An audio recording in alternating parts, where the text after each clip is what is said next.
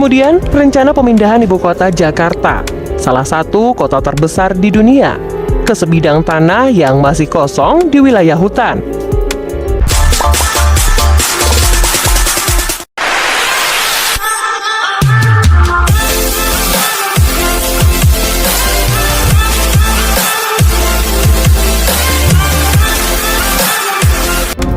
Seperti Mesir yang sedang membangun kota mega di tengah gurun yang direncanakan menjadi rumah bagi 6,5 juta orang dan sebuah gedung pencakar langit tertinggi di dunia. Kira-kira apa yang terjadi di balik rencana tersebut? Mengapa beberapa negara memutuskan untuk membangun kota yang benar-benar baru? Kali ini, kita akan mengetahui lebih jauh apa yang sebenarnya terjadi di kota-kota aneh berikut dan mengeksplorasi apakah rencana yang dibuat berhasil atau gagal. Ibu kota baru ini dibangun dari awal antara tahun 2022 sampai 2012. Kota ini adalah kota terbesar ketiga di Myanmar dan memiliki semua fasilitas yang dibutuhkan sebuah kota. Namun kota ini menjadi kota hantu menakutkan yang tujuan pembangunannya juga cukup misterius. Alasan resmi untuk membangun Naypyidaw karena merupakan bekas ibu kota Myanmar, Yangon, yang telah penuh dengan sesaknya penduduk. Ada beberapa bukti yang menunjukkan bahwa alasan sebenarnya untuk membangun ibu kota baru ini mungkin sebagai salah satu strategi militer. Hal tersebut didukung karena adanya pembangunan kota yang dirahasiakan dalam waktu lama oleh 25 perusahaan konstruksi yang meraup biaya hingga 5 miliar dolar atau setara 74 triliun rupiah. Lalu tiba-tiba pada tahun 2005, pemerintah mengumumkan akan memindahkan kantor pusatnya sejauh 320 km dari Yangon ke kota baru ini yang hampir tidak pernah didengar oleh siapapun. Selain itu, terdapat jalan raya 20 jalur yang cukup besar untuk dijadikan landasan pacu pesawat. Secara keseluruhan, Naypyidaw tampaknya menjadi ibu kota paling aneh di dunia. Walaupun populasinya sekarang tumbuh sekitar 6% per tahun, total penduduk saat ini masih hanya sekitar 750 jiwa. Angka tersebut jauh di bawah 9 juta jiwa yang semula direncanakan pemerintah untuk ibu kota Naypyidaw. Ada banyak proyek kota baru di seluruh dunia seperti NEOM di Arab Saudi, kota Bitcoin di El Salvador, dan ibu kota administrasi baru Mesir. Ibu kota baru Mesir telah membuat kemajuan besar dan tampaknya menjadi salah satu kota baru terbesar dan paling menjanjikan yang pernah direncanakan. Ibu kota administrasi baru Mesir adalah proyek besar yang terletak hanya 80 km di sebelah timur ibu kotanya saat ini, Kairo. Ketika selesai, kota baru ini akan menampung pemerintahan dan kira-kira 6,5 juta orang atau sekitar 70% dari populasi Kairo saat ini. Meskipun kota baru terbilang masih kosong, orang pertama diperkirakan akan pindah pada tahun ini.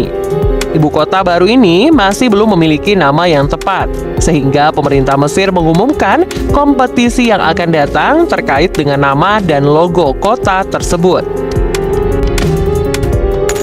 Mesir membangun kota sebesar ini karena saat ini Kairo telah menampung hampir 10 juta orang dan jumlah tersebut diperkirakan akan tumbuh secara drastis menjadi 38 juta pada tahun 2050.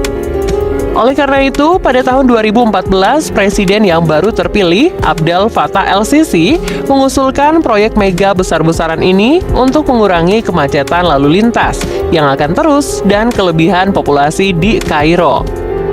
Saat ini, pemerintah kabupaten sudah selesai 98%, dan Departemen Pemerintahan pertama sudah siap untuk dipindahkan ke kota baru dan beroperasi sepenuhnya pada tahun 2023.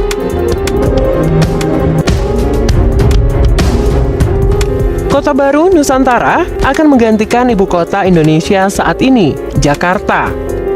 Sejak tahun 1950-an, pemerintah Indonesia telah membicarakan pemindahan ibu kota administratif negara dari Jakarta. Pada Januari 2022, Badan Legislatif Negara akhirnya mengesahkan RUU untuk memindahkan ibu kota ke situs hutan yang jaraknya lebih dari 2.000 km. Kira-kira mengapa pemerintah bersedia menghabiskan begitu banyak uang dan upaya untuk memindahkan ibu kota negara ke wilayah yang begitu jauh ini? Kapan itu akan terjadi? Well, Jakarta terkenal dengan kepadatan dan polusi, penuh kebisingan dan asap sepeda motor dengan hampir 11 juta penduduk di kota dan sekitar 30 juta di wilayah perkotaan yang lebih luas. Jakarta juga menjadi kota yang paling cepat tenggelam di dunia dan telah tenggelam 2,5 meter dalam 10 tahun menjelang tahun 2019 dengan insiden banjir yang semakin sering terjadi. Badan Riset dan Inovasi Nasional Indonesia baru-baru ini menerbitkan sebuah studi di mana mereka memperkirakan bahwa 25% Jakarta akan berada di bawah air pada tahun 2050. Kecuali tindakan drastis diambil.